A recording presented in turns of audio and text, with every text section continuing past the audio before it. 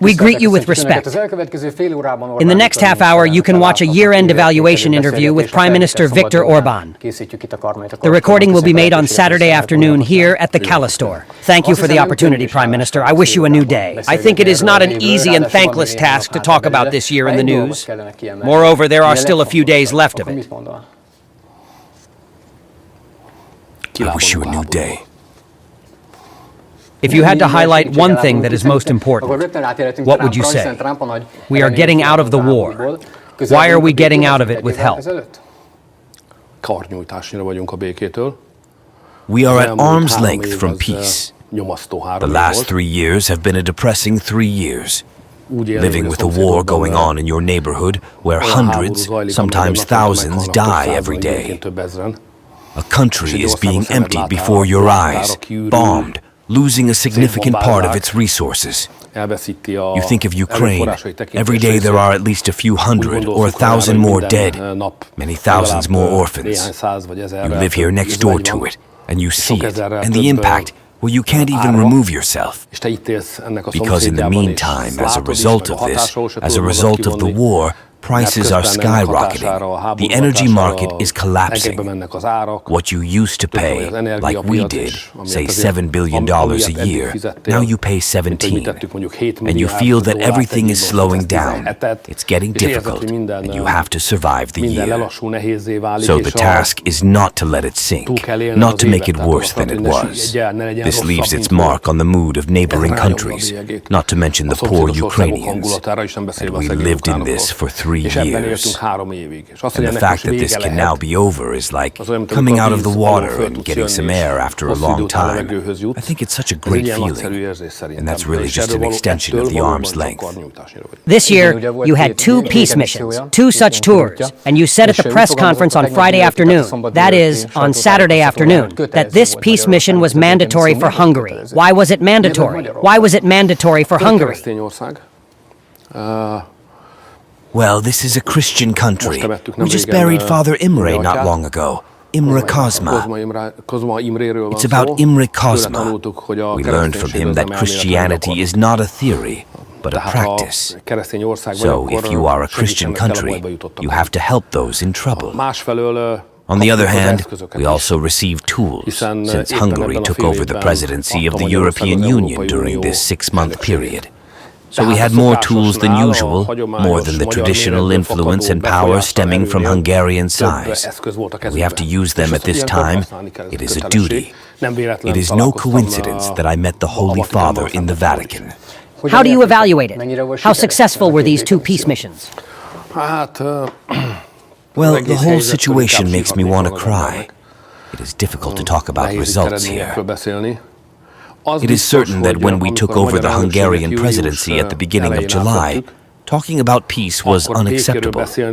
It was like summoning the devil. Talking about peace in Europe in July 2024 was like discrediting yourself with it. But we didn't let that happen. We took the risk and talked about peace all the time. And after 6 months, we came to the point where everyone is talking about peace today.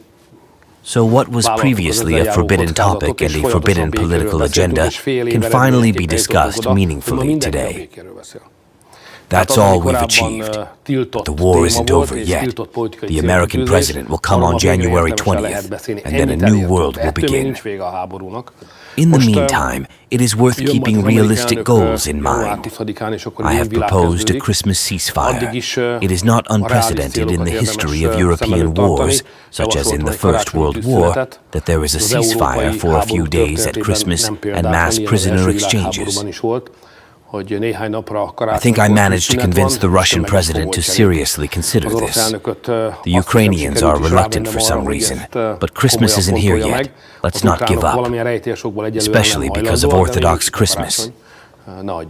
We are talking about Orthodox Christmas. If we look into the political magic ball, we see very interesting things here. The peace budget, right? That means to me that Hungary links its economic strengthening to peace, which is actually linked to Trump. But I don't know if the European Union was prepared for Trump. The European Union, which sees peace in Ukraine winning this war. So there is a very big, interesting cycle here. And I don't know if these contradictions, these disagreements can be resolved at all. Then they separate whether they can be resolved. It is certain that there are these disagreements, as you have roughly described here. There is a new reality, partly on the front line. Everyone knows about this, hears about it. I will not reveal military secrets. The Russians are advancing. They are advancing slowly, grinding. There are terrible casualties on both sides, and the balance of power is clear. So this war was lost by the European Union. Now they are trying to come up with all kinds of communication tricks to say that yes, but the Russians didn't go through it. And what victory is, we can't know exactly. We will see flimsy communication attempts to explain to us why defeat is victory, why victory is defeat. Maybe it's worth taking Orwell's books off the shelf, flipping through them to decipher what they say, enclosed in parentheses, but that doesn't change the facts. There is a reality on the battlefield. What we have always known, and we Hungarians have always said, the conflict must be isolated. If it grows, if it absorbs itself, if the Europeans jump in, classify it as their own war, then we will face an even greater defeat, considering our military achievements. It is in our interest that this be a small conflict. This new reality is against the first. The second is that something is going to happen in America that has not been seen for a long time. A prepared, determined actor, prepared for a civilizational struggle, a struggle for the soul and future of the West, has stepped into the barrier. On the side of the patriots, on the side of life, and this will change the entire Western world. I already live in this reality in my mind. The Hungarian government is in this reality. The budget was prepared according to this reality. As you say, the people in Brussels are still in the old way. Levin's brochure is still there. They are still in what was before the big change. And they say that everything should continue to be done the same way we have been doing it. A total mistake. They will pay a heavy price for this. 310 billion euros. This is the estimated cost of the war so far for Europe and America. That's how much they paid.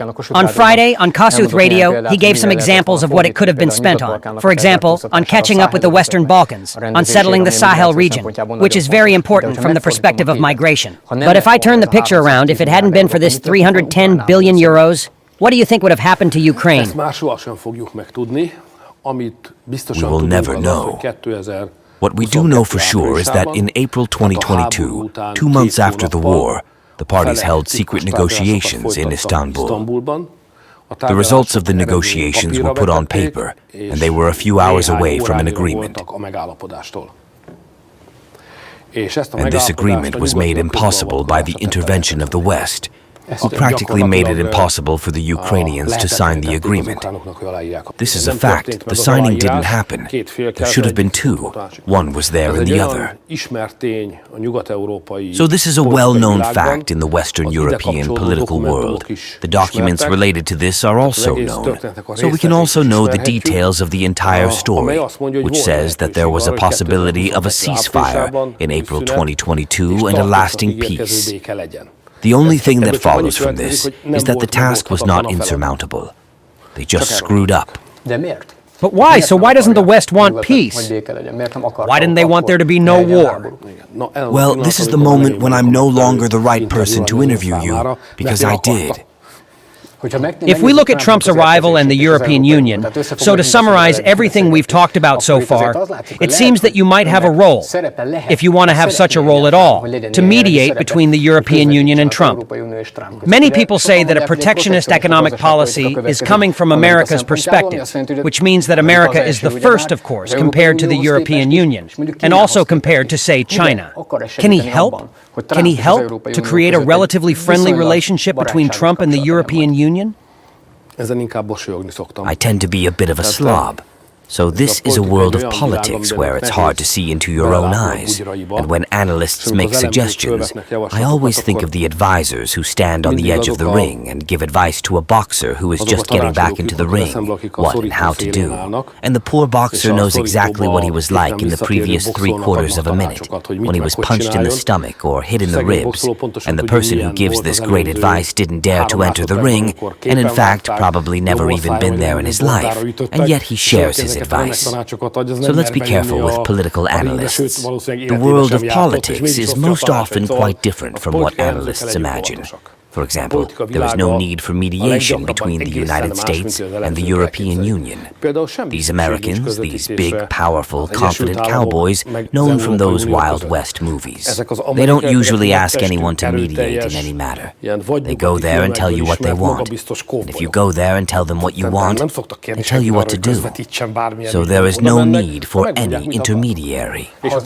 In the technological conditions of the modern world, when you can contact anyone on the other side of the ocean in 5 seconds, all the conditions for contact are there. So there will be no such intermediary role. It will be different, there will be big debates. So we don't have to mediate, we have to participate meaningfully in these debates. And there will be a big debate between the new administration of the United States and the European Union.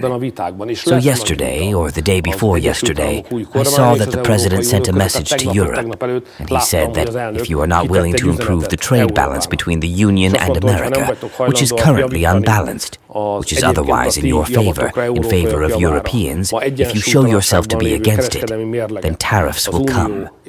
All the way, which in Hungarian means whatever fits in the pipe. So there will be serious discussions here. We Hungarians must participate in these discussions so that we, first of all, are well off. In the great gesticulation, let us not let the wind of the blows reach us. So we must skillfully occupy positions. And if we can contribute to a good agreement in this debate by considering each argument, then we must undertake it. So then we must participate in the debate. But the most important thing is that, in the end, the discussions end with an agreement that is acceptable to America and acceptable to Europe. If America is in a state of great physical collapse, what do you compare the European Union to? We are on the same page. The European Union, after all, rests on two great pillars. One is called Germany, the other is called France. The European institutions like to think of themselves as Europe, but Brussels is not. It has serious weight in major international affairs. Paris has it, Berlin has it, and of course Rome has it, and everyone has their own weight. But Brussels as such does not exist in these contexts. Of course, when the internal market needs to be regulated, and when migration rules need to be established, then there is Brussels. But in these great international tests of strength, it is not Brussels but Berlin and Paris. The failed government in Berlin has just put up a fence, and the government in France has collapsed. This clearly shows our strength. If we assume that Hungary had a successful presidency, although Bulgaria and Romania joined the Schengen area and the competitiveness declaration was adopted here in Budapest, then you can say that I am too naive to think that the relationship between the European Commission and Hungary will be a little more peaceful in the coming period. Has a relationship of trust developed between the two parties on the basis of which we can be more optimistic or not? Or is this complete naivety? Yes. I would not even say that it is naivety, because I am not sitting here to provoke you, but rather that it is different in the world. It's not usually the case that political figures are on good or bad terms with each other. Analysts tend to think that way because that's how people are in life. Right now, I'm either on good terms with someone or I'm not. Either mediocre or I can somehow describe in one word what kind of relationship we have up there. But in politics, that's never the case. Well, there are issues in Brussels where we are in complete harmony with the people in Brussels. And I support them in everything, because it is in the interest of Europe, including Hungary, that they can achieve certain things in the world, to create good regulations for all of us. And there are issues on which we have irreconcilably different positions. For example, we don't allow them to turn Hungary into a Magdeburg by imposing their idiotic rules on us, as a result of which we have to let in the big bars, who then turn our lives upside down. So there are irreconcilable contradictions. Or it's no coincidence that we are in court over gender issues. They and a few other countries have sued us, saying that the Hungarian regulation is about parents wanting to tell their children the rules necessary for their development, traffic rules and touching rules, instead of allowing gender activists into school. We think this is unacceptable. We think they have nothing to do with it. We will never reconcile on this matter. Or, for example, that's why the committee filed a lawsuit against us. Along with it, by the way, the Hungarian opposition parties. That's why Hungary is reaching out to the Hungarian opposition parties, that they take it back from the money we have already given to Hungary, from the money we have already earned. We will never agree with Brussels on this. So things are not black and white. There is very good cooperation between Brussels and Hungary on certain issues, and irreconcilable opposition on other issues. Essentially, what emerges from this whole complicated situation is that we are the opposition to Brussels, and we think that if we cannot change Brussels, we cannot change it. So we take over the majority there. And if we don't transform them into an image, a model, a form that we think is good for nation states, then we will all suffer. We have to do this. We have to occupy Brussels. We have to get a majority, and we have to transform it. This is the goal of the Patriots. Yes, because the formation of the Patriots is also related to this year. However, you can also say that from your point of view, it sounds good that Brussels should be occupied. But for example, the European People's Party has an advantage of several decades. For example, in infrastructure, but I assume that in financial matters, compared to the Patriots, which was a huge disadvantage. Despite the fact that, say, on the political front, the Patriots are doing better and better, they are winning elections. How can this disadvantage be overcome? We absolutely have to overcome this background work, in which, say, the European People's Party, or maybe the Socialists too. So the old-fashioned parties are obviously, I think, better off than the Patriots. Fidesz was founded in 1988, and the Communists had a 45-year advantage. And I'm sitting here today, and the Communists are actually in the dustbin of history. This is over. So I just want to say that there is a situational advantage. But if you are brave, you are strong, you are right, you believe in your own right, you can get people on your side, then in the end, you will win. This is what will happen now in Brussels. And just like with the Communists, where the instincts of life were dulled, the reflexes slowed down. They did not realize that they had entered a different phase of the world. They could not adapt, and they became extinct like dinosaurs. This will happen to the People's Party as well. It is still living in yesterday. They made an agreement, you know, the three largest or three-party majority in the European Parliament, led by Mr. Weber of the European People's Party. They adopted a document. It's like it's speaking to us from the past, while creating a new reality. That's over. So I think in politics, it's about who's viable, who understands the future, who adapts. Can people's parties and representatives from the People's Party be scolded? There is no need to scold, but the stakes must be set. The words must be spoken clearly, and then they will gather under the stakes. But is there a demand for this alternative that the Patriots offer within the European People's Party? The demand will grow every day.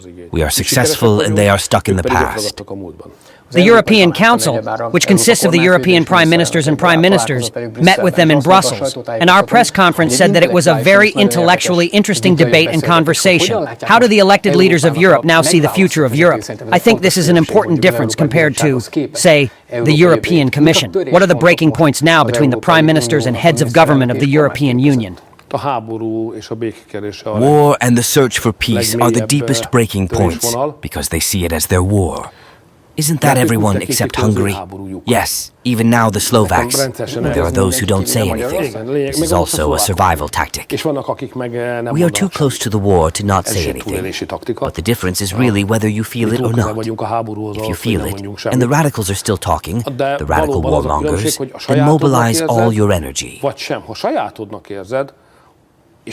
Then the problem is not that we spent $310 billion, because I think that's a huge mistake. It's that we only spent that much. That's the mistake.